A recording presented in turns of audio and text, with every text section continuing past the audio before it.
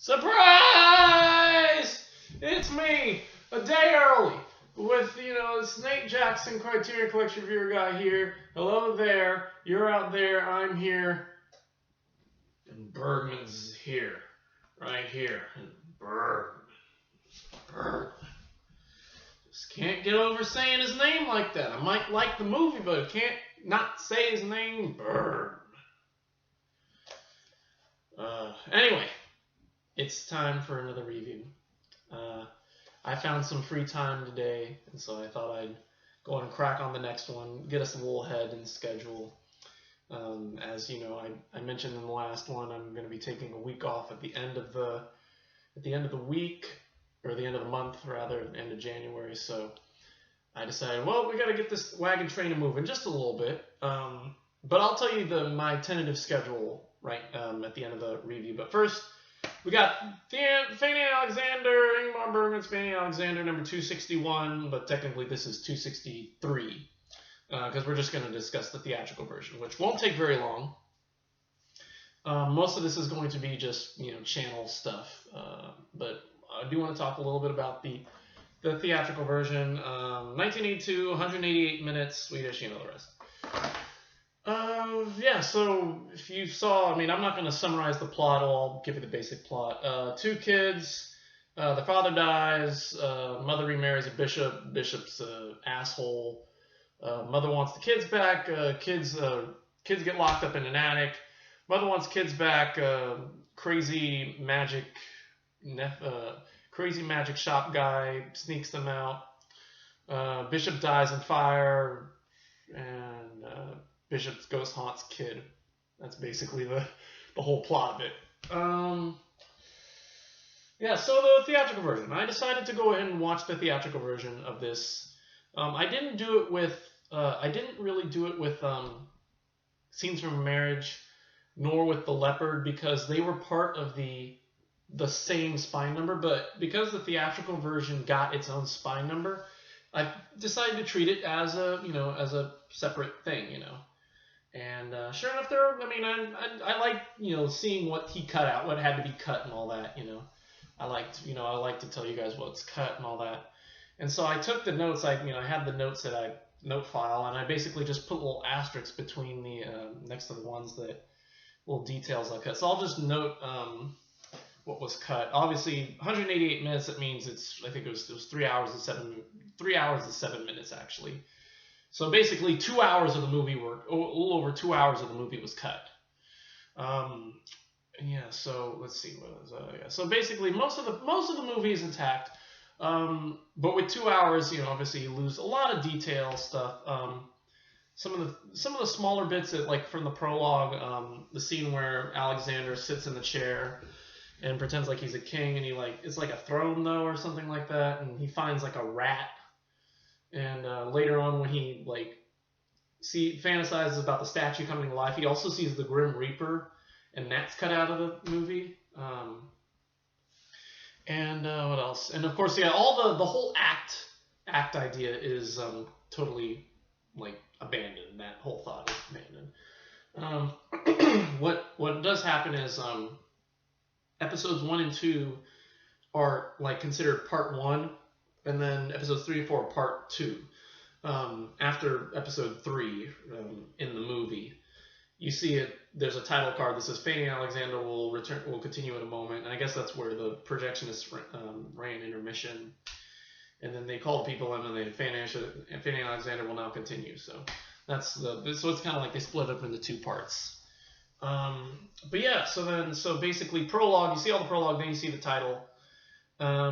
And then the first act, basically what they cut out is a lot of when the Ekdahl family do the nativity play, Bergman cut out all the theater, everybody in the theater, the girls taking the candy, and people falling asleep and looking bored and looking around and waiting for the show to begin, all that.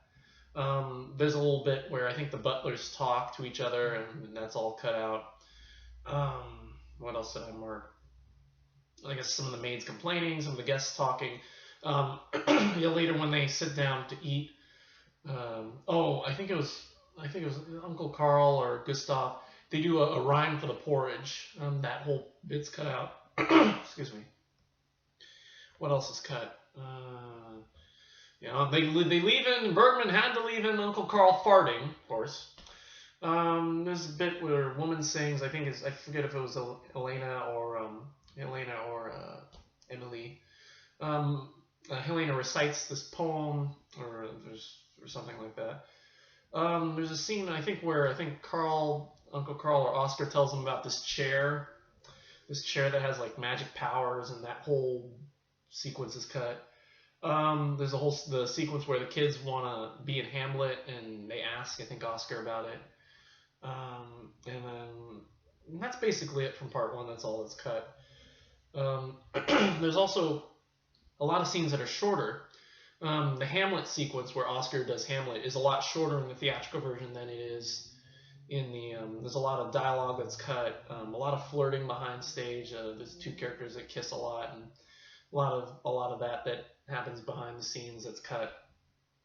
A lot of the theater element of the movie is cut. Later on, when Emily comes back, says that she's going to leave the theater to be with the bishop, and then comes back after the bishop dies, those scenes are totally removed.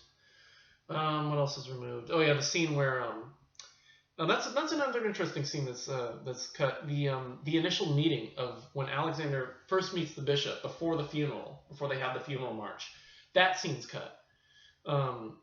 And so the first time we see the bishop in the movie is during the funeral march, and then we see Fanny and Alexander looking at the bishop flirting with Emily at the opposite end of the table at the dinner after it.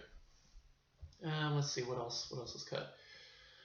The scene where Alexander is running home to eat the hot chocolate is shorter a little bit. There's a little scene that I remember where he talks to one of his nephews or his kids and his friends, and he kind of warns him that the bishop's on the warpath, but he doesn't take any heed to it. And so that little bit of dialogue's cut.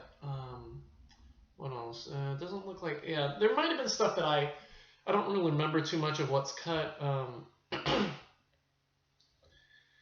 In the 4th act, I think the scene where Oscar talks to Helena is a lot sooner than in the... as far as I can recall, it's a lot sooner in part 2 of the theatrical version than it is in the televised version. The scene where the bishop sends Fanny and Alexander after Alexander tells Justina the lie about the story, that's a lot shorter. What else? Oh yeah, that's another really big scene that's cut. The scene where Alexander's in the attic and his children haunt him. That scene is totally wiped out. And I thought that's a really important scene. I mean, because it shows that Alexander, is really, it's this really cool scene where Alexander is really just being tortured, but by these figures that he never thought he'd see. And, so when Emily rushes up and, knocks, I guess it's Henrietta out with the key, struggles for the key, Alexander is truly frightened. He's not just, cold or he's frightened by these ghosts, So Emily's, care for him, Emily's wanting to see him is a little more genuine, although she doesn't know that he's been haunted by these ghosts. The struggle to see him is a little more, just, I don't know, more tighter. It's hard to describe it. What else? Oh yeah, and there's this little scene where when Gustav and them come to visit Helena, there's a little bit where Carl and Lydia fight outside, and there's also a little scene where Emily confronts the bishop about, locking him up in the attic. And what else? What else is cut? Oh, there's a whole lot in the 5th act. This story that Mr. Jacoby tells them, or Isak. And what else? And there's the scene where Alexander has the weird vision about all the natives dancing, and I think Justina with the cut hand, and all that. And then the entire scene where Gustav and Carl demand the children back from the bishop is cut.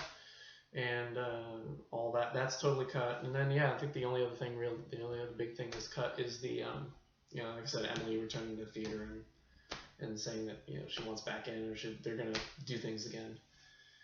So yeah, once again, it's I'd say about a half hour of the first act is cut, which I'd like to say needed to be, because like I said, I'm not a fan of that whole bit. Watching it again though, I really, I liked watching it again, knowing this time who everybody was, like jumping between all these characters in the first act.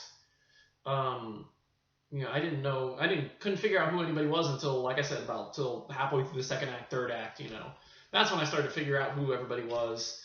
And so watching it again and seeing everybody and knowing who they are, and okay, now I see how Bergman was trying to set them up. It's just really confusing when I know nothing about the movie or anything like that. So I don't know what's going on, And I don't want to look on Wikipedia or IMDb to spoil the plot, but just want to, at the same time, I would like to know what's going on. But yeah, so it was cool to see the theatrical version, just to see the characters oh yeah, girl, yeah, Gustav, okay, got it, and catch little bits that I missed the first time. One thing that I kicked myself, and the one of the reason I'm just gonna go and say it, I'm gonna get this one. I'm gonna go ahead and be like everybody else and get this one for one reason. I forgot to watch the movie with the English dubbed soundtrack on it. And I'm kicking myself. I'm literally kicking myself right now because I wanted to do that, I wanted to listen to the soundtrack, and wanted to listen to the English dub soundtrack and, just to hear the voices. I did go back, and after I realized, oh shit, I watched this whole 3-hour movie without the English dub soundtrack, I did go back and watch a couple scenes. I watched some of the scenes with the Bishop and Alexander and Gustav, and I just wanted to hear just what the actors sound like. They sounded really cool. They're American voices, but I would like to just see it just because I think it probably might make a little more sense to watch it in a voice that, just watching it and hearing a voice that I recognize and not having to read subtitles, So yeah, like I said, the voice acting sounds pretty decent. So I would like to get it just so I can watch it again with the dub soundtrack on. And yeah, and get it again because, it's the television version is really cool, and like I said, it wasn't bad. I kind of liked it. So I get why everybody likes this movie. And yeah, it's not bad. I still think that I like Scenes from a Marriage more, or something like Wild Strawberries or Smiles of a Summer Night a little bit more, just because of the comedic effect, got the more lighthearted. Scenes from a Marriage is not lighthearted, but I like the modern-ish, style of it. There's not as many characters. It's a little more feels like a play, TV play, and it's just a little more tightly knit and just a little more easy to analyze, So yeah, I like those more, but Fanny Alexander is good. I did quite like that one. So yeah, so that's all I'm gonna say about it. Basically, I want to sum it up like this: if you want to see Fanny and Alexander and just get the plot, you just want to see Fanny and Alexander, I really recommend the theatrical version. If you just want to see Fanny and Alexander for just so you could say I saw it, watch the theatrical version. That's all you need. But if you are a huge fan of Bergman and want to get every little aspect of Bergman, the television version is the way to go. If you really want to if you want to watch Fanny and Alexander as a fan of Bergman and studying Bergman, not just because, oh, it's this important movie I need to see, but no, it's this important movie that Bergman made, television version, all 312 minutes of it. Yeah. But if you just want to see the movie, I wouldn't, you don't have to spend all 5 hours watching it. Just watch the television version, the theatrical version. That's all you need. So yeah, same rating, just A-. Still a really good film. And as far as supplements are concerned, all that's left is the trailer. So, and the trailer is really confusing. It's just a bunch of scenes and it says Fanny Alexander and that's it.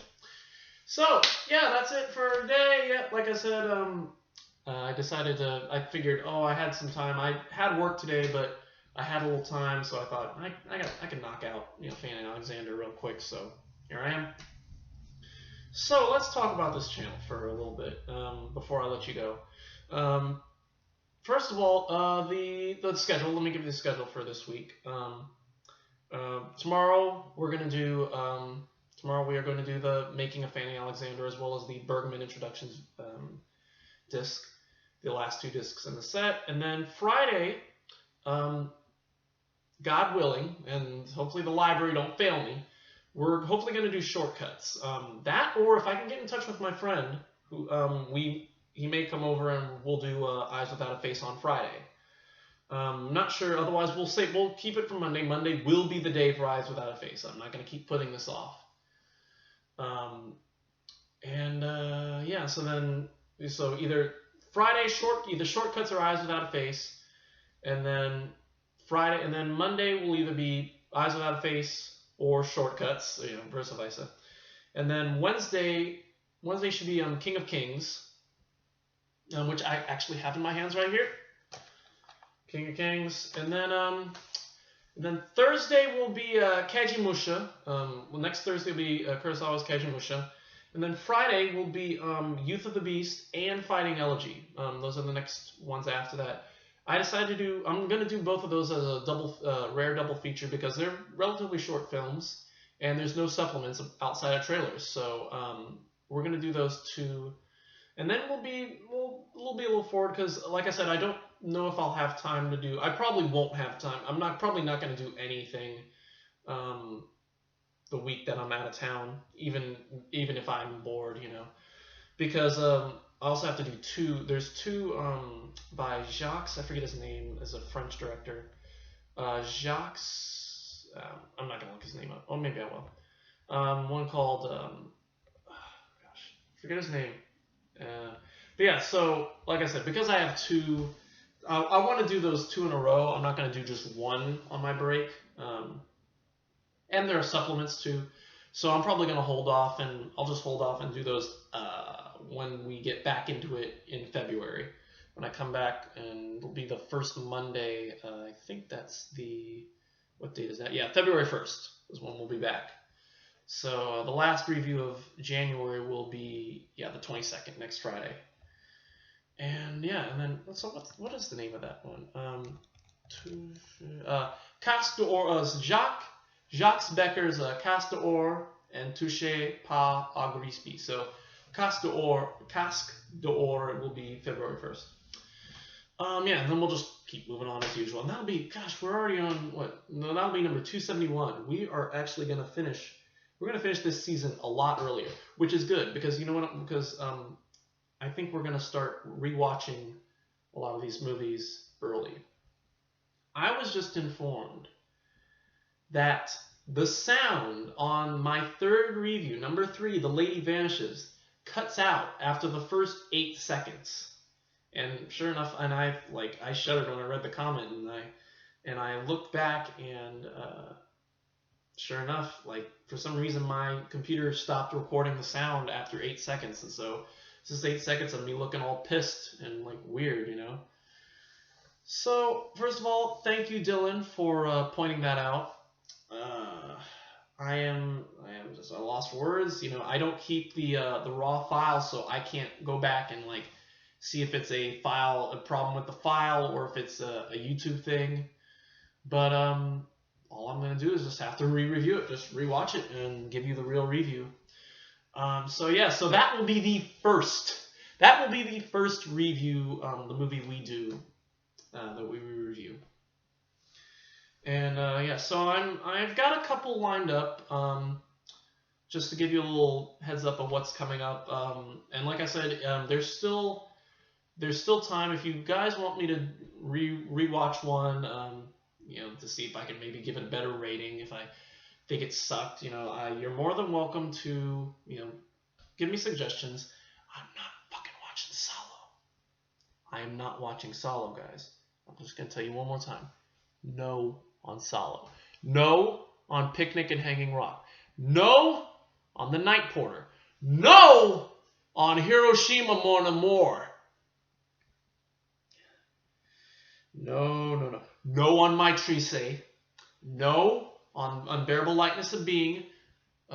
What's another no movie? No on La Aventura. Just none of that, you know. However, there are some that people have commented on and said, you know, you missed a lot of stuff. One that I just recently got a comment on was Cleo from 5 to 7. That's one that I remember relatively well, but apparently there was a lot of symbolism that I missed. And I have to admit, back then I was in the first, first 100, I was more concerned with plot and didn't really analyze the movies very well. And so that is one that I will watch that one again. I definitely will watch that one again, and I'll see what I can come up. I think, and I mentioned this in a comment to the original reviewer, the original commentator, whose name I can't remember right now.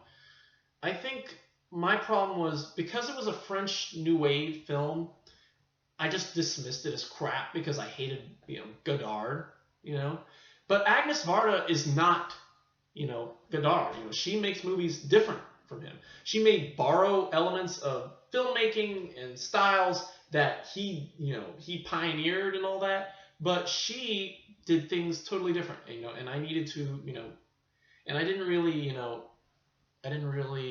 just show that, in my review. I think I was just dismissed it as just an artsy fartsy French film, And so I want to give that another chance. I may still dismiss it as an artsy fartsy film, but the point is, at least I gave it another chance.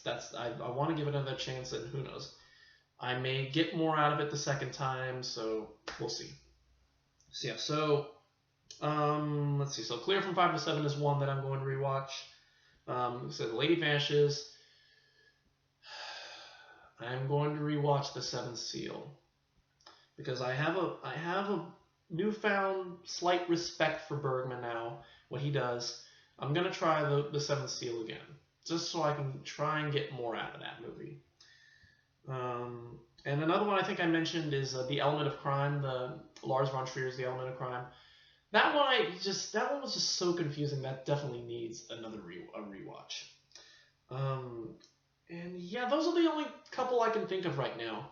I probably mentioned more. I need to just go back and find. Let's see if I just take a quick look here. See if there's any that especially from the first season. I'm going to go back to the first season. If there's any that I miss. I think Qui Dawn is one that I really want to rewatch. Qui Dawn, especially considering there's a new version, the new Blu-ray version of it that came out.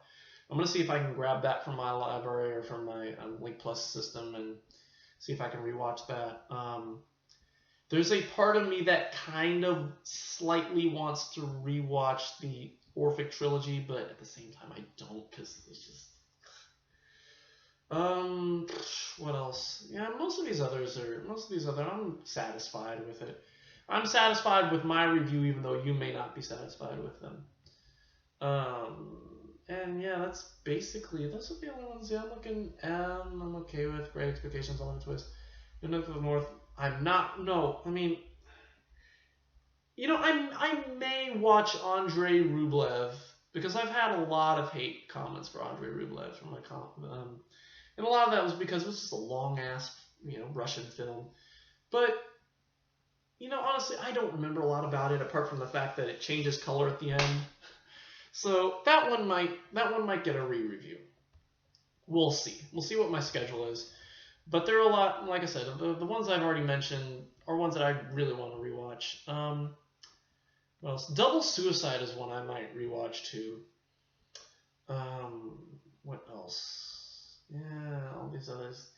I'm not rewatching Diary of a Chambermaid. I'm sorry. That just was like, or How to Get Ahead in Advertising. Fuck that movie. And maybe rewatch. I might actually rewatch The Shop on Main Street as well, because that one I just sat through like, what the fuck is this? Yeah. So that one may join the group. I've got to start I'm gonna make a list and like figure out my schedule for this summer. And when I do it, I'll probably do like one a week, rather than plow through them, spread them out until the new season. And then if there's any leftovers, I'll wait, I'll do until next season. Or maybe I'll just do all the ones I want to rewatch from season 1 from the first 100. Maybe I'll pick 5 to rewatch, and I'll do them during the summer or sometime. Anyway, or maybe I'll do them. I'd like to do them before the summer, so I can just take the whole summer off. And yeah, so yeah, I'm sure there's something else I wanted to talk to you guys about, but and I know I mentioned I wanted to talk a lot about the channel more with this review because it was so short. Although it didn't feel very short. And yeah, so anyway, that's all I'm gonna say for tonight. That's it for me. Thank you for watching. I can't really say anymore. Same thing. Don't be a sadistic bishop who beats your kids. And or don't lie. Don't lie about your bishop's past. Your stepfather's past. And if you're a ghost, don't haunt children. And don't use oil-based lamps because your nightgown will get caught on fire and you'll die. And yeah, so that's it for me. Thank you for watching, and we will see you tomorrow for the making of Fanny and Alexander. And until then, goodbye.